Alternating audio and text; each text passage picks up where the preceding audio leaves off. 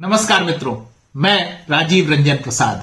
सिंधु घाटी सभ्यता, वैदिक सभ्यता तथा उनकी सांस्कृतिक निरंतरता पर लंबी चौड़ी बहसें भारत में होती रही हैं। आर्य आक्रमण थ्योरी को वामपंथियों ने जोर शोर से उठाया, लेकिन कहीं हम पूरी तरह झूठे ही सिद्ध न कर दिए जाएं, इसके दृष्टिगत दबे छुपे शब्दों में इसका नकार भी किया। वामपंथी लेखन के जाने माने स्तंभों में से एक रोमिला थापर अपनी पुस्तक पूर्वकालिक भारत में लिखती हैं, किसी समय इन नगरों के पतन का कारण आर्यों के आक्रमण को माना जाता था, लेकिन ऐसे किसी आक्रमण का कोई पुरातात्विक साक्ष्य नहीं मिला जिसके फलस्वरूप एक सुप्रतिष्ठित राजनैतिक और आर्थिक तंत्र भंग हो जाता और उसकी जननी संस्कृति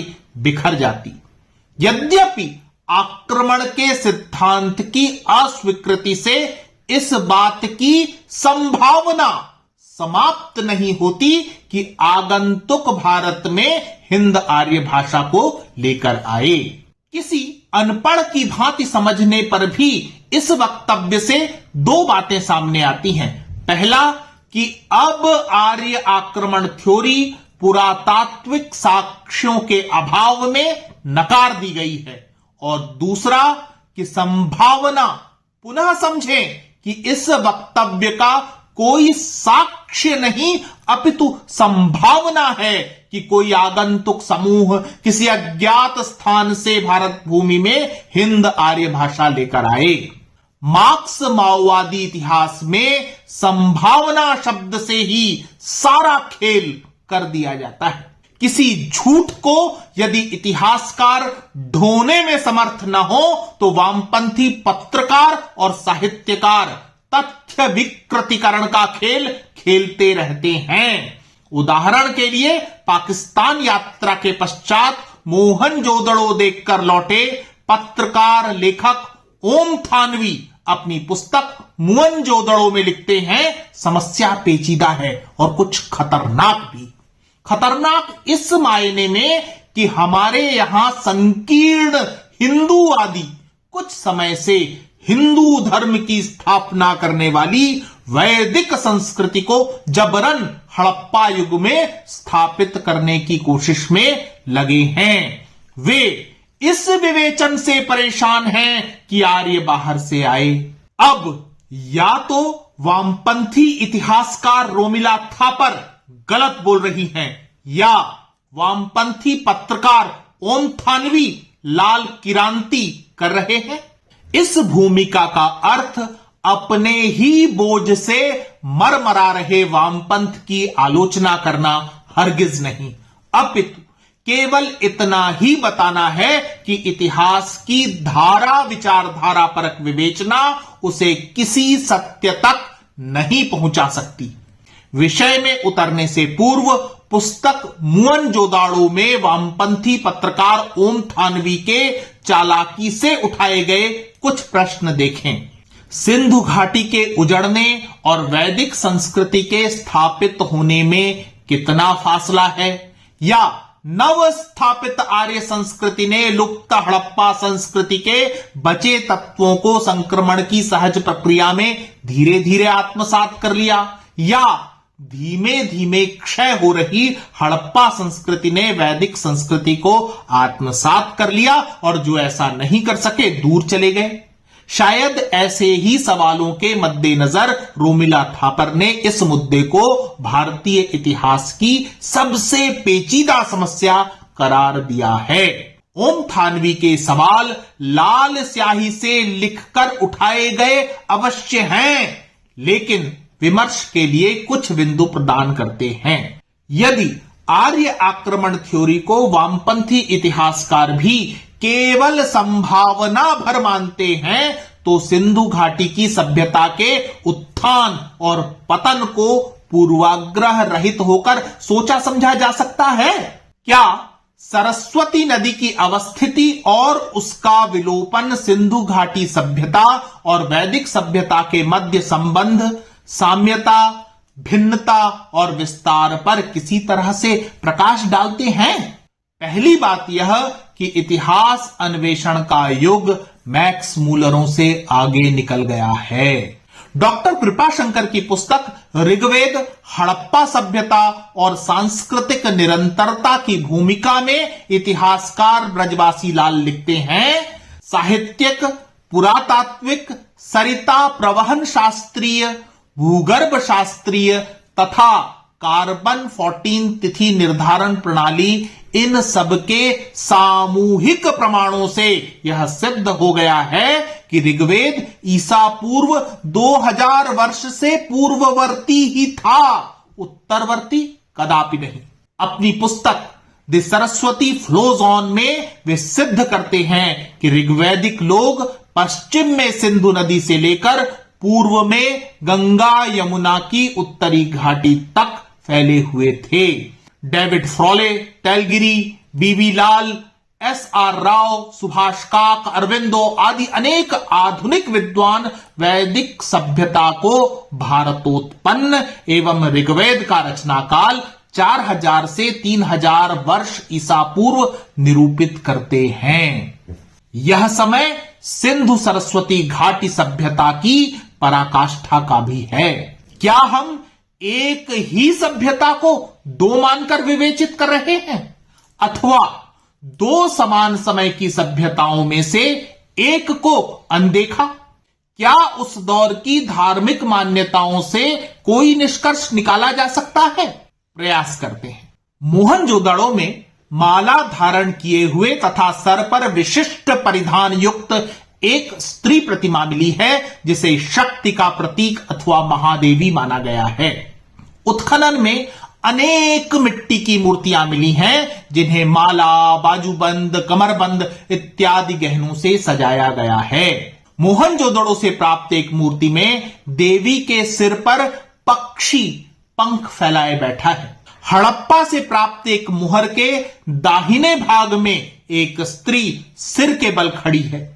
ऐसी प्रतिमाओं के विस्तृत विवरण ने देवी पूजा होने की पुष्टि की है, तथापि विशेष ध्यान देने योग्य वह मुहर है जिसमें एक ओर महिला के गर्भ में पौधा दिखाया गया है, दूसरी ओर चाकू पकड़े एक व्यक्ति को एक महिला की बलि चढ़ाते हुए दिखाया गया है।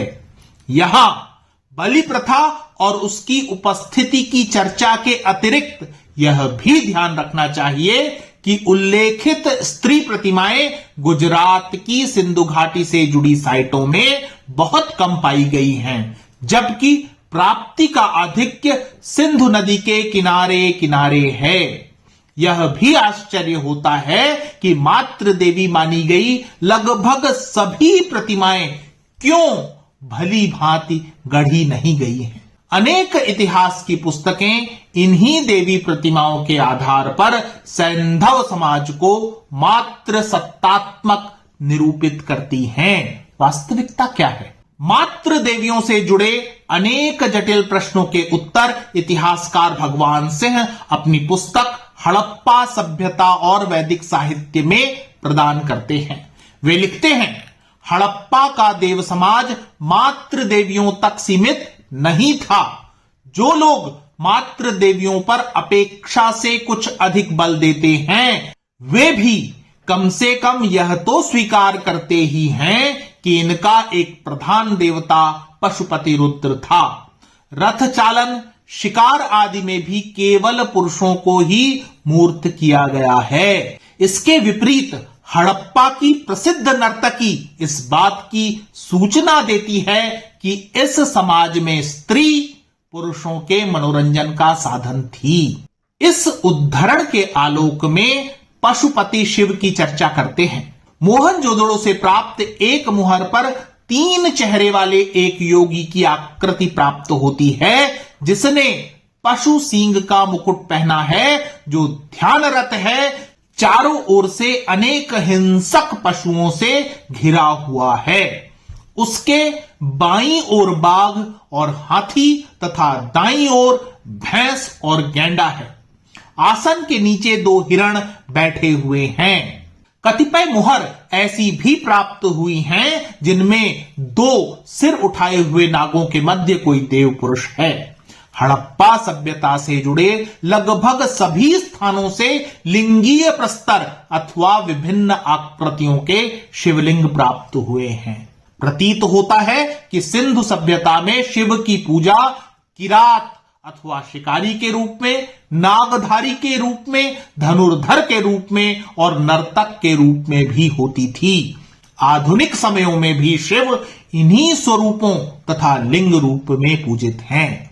यहां विरोधाभास उत्पन्न होता है कि ऋग्वेद के अनेक सूक्तों में शिष्ण पूजकों को हेय दृष्टि से देखा गया है। इतिहासकार भगवान से इसे अधिक व्यवहारिक दृष्टिकोण से देखते हैं और लिखते हैं कि रुद्र को अनार्य देवता सिद्ध करने के लिए दिए गए तर्क कुछ एक पक्षीय हैं और इनमें से कुछ को संदर्भ से काट कर रखा गया है। उदाहरण के लिए उनके कल्याणकारी रूप की उपेक्षा कर दी गई है। वह देवता जिसके नाम के साथ भूत अथवा पशु शब्द जुड़ा हुआ है, जैसा प्रयोग ऐतरेय ब्राह्मण के जिस प्रसंग में आया है, वह तो रुद्र की अति प्राचीनता और वैदिक परंपरा के रक्षक देवता होने की पुष्टि करता है। डॉक्टर कृपाशंकर सिंह लिखते हैं कि ऋग्वेद के प्रमुख देवताओं में रुद्र का नाम आता है। संभवतः रुद्र को ही बाद में शिव के रूप में ग्रहण किया गया होगा। हड़प्पा की खुदाई में पशुपति की जो मूर्ति मिली है वह निश्चय ही आज के शिव ही हैं। अर्थात ऋग्वैदिक रुद्र हड़प्पा काल तक आते आते पशुपति के रूप में पूज्य हो चुके थे। साथ ही लिंग भी उनका प्रतीक बनकर पूज्य हो गया। यह ठीक है कि सिंधु सरस्वती घाटी की सभ्यता के अवशेषों में कोई मंदिर नहीं मिला, अथवा यह भी संभव है कि किसी संरचना की मंदिर के रूप में अब तक पहचान उद्घाटित नहीं हो सकी है। इसके बाद भी सैकड़ों की तादाद में मिली शिवलिंग संरचनाएं, वृक्ष पूजा के प्रमाण, पशु पूजा के प्रमाण, यहां तक कि पशु बलि के चिन्ह भी प्राप्त होते हैं, जिनकी सही दिशा व समझ के साथ व्याख्या होनी चाहिए। कितनी ही मोहरें प्राप्त हुई हैं जिनमें वृक्ष अंकित हैं, किंतु संज्ञान में लेने योग्य वह मोहर है जिसमें देवता की आकृति के दोनों ओर पीपल अंकित है। जहां तक पशु पूजा का संबंध है, मुख्य रूप से कुबड़ वाले सांड की पूजा होती थी। इस काल में स्वास्तिक तथा ऋग स्तंभ की पूजा भी की जाती थी। अब सबसे महत्वपूर्ण बात जिस पर अधिकतर विवेचनाएं चुप्पी लगा गई हैं, अनेक इतिहास की पुस्तकों में जिसका जिक्र भी नहीं कि हरियाणा, राजस्थान और गुजरात के क्षेत्रों से विभिन्न प्रकार के हवन कुंडों के प्रमाण मिले हैं। कालीबंगा के दुर्ग क्षेत्र में उत्खनन से 7 हवन कुंडों की एक पंक्ति प्राप्त हुई है। इसी प्रकार के प्रमाण बनावली, राखीगढ़ी और लोथल से भी मिले हैं। हवन कुंड हैं तो यज्ञ एवं अन्यान्य कर्म कांडों की तत्कालीन समाज में उपस्थिति दृष्टिगोचर होती ही है। सोच कर देखिए कि ऋग्वैदिक समाज की जीवन धर्मचर्या का आवश्यक हिस्सा था यज्ञ। हड़प्पा के जन भी यज्ञ अनुष्ठान करते थे। क्यों? क्या यह किसी साम्यता अथवा सांस्कृतिक निरंतरता की ओर इशारा है? यह बड़ा विषय है तथा इसके विभिन्न पहलुओं पर चर्चा भी जारी रहेगी, परंतु उपसंहार में मैं उस राजनैतिक षड्यंत्र की ओर इशारा करना चाहता हूं जो हमारे इतिहास के विकृतीकरण का मुख्य कारण है। मैं वामपंथी पत्रकार ओम थानवी के खुलासे से ही हड़प्पा सभ्यता को लेकर हुई विचारधारा परक शोध की पोल पट्टी खोलना चाहूंगा। पुरातात्विक साक्ष्य अब इशारा करने लगे हैं कि सिंधु घाटी की सभ्यता आधा अधूरा शब्द है। इसका वास्तविक परिचय सिंधु सरस्वती नदी सभ्यता होना चाहिए। अब जब वैज्ञानिक शोध के अनुरूप सरस्वती नदी के पेलियो चैनल की खोज हो गई, तब ज्ञात हुआ कि अधिकांश पुरा हड़प्पा स्थल सरस्वती नदी के किनारे किनारे ही बसे हुए थे। अर्थात कोई आक्रमण नहीं, अपितु इस नदी का विलोपन भी महान हड़प्पा सभ्यता के समाप्त होने का एक कारण हो सकता है। संभावनाएं यकीन में कैसे बदलें? वामपंथ अपने एजेंडे से बाज आए तब तो। ओम थानवी लिखते हैं कि अटल बिहारी वाजपेयी की सरकार के दौर में सरस्वती नदी की खोज का कार्य आरंभ हुआ। उस कार्य को प्रगतिशील सरकारों के दौर में बंद करवा दिया गया। इसका कारण वह देते हैं कि एक वाम समर्थित सरकार में सरस्वती नदी को हिंदू प्रतीक मानते हुए पुरातात्विक विषय वस्तु स्वीकार कर लेना शायद टेढ़ा काम हो चला था। सोच कर देखिए कि ऐसी प्रगतिशीलता और प्रगतिशील सरकारों ने भारतीय इतिहास के साथ क्या किया है। संज्ञान में लें कि यह मैं नहीं कह रहा, जनसत्ता के पूर्व संपादक और प्रखर प्रगतिशील ओम थानवी की पुस्तक मोहनजोदड़ो के उद्धरण हैं। मित्रों, आज इतना ही। फिर मिलता हूं ऐसे ही किसी ऐतिहासिक तथ्य के साथ। अगर आपको मेरा यह चैनल पसंद आ रहा है तो कृपया इसे सब्सक्राइब करें। आप इस प्रस्तुति को लाइक या शेयर भी कर सकते हैं। नमस्कार।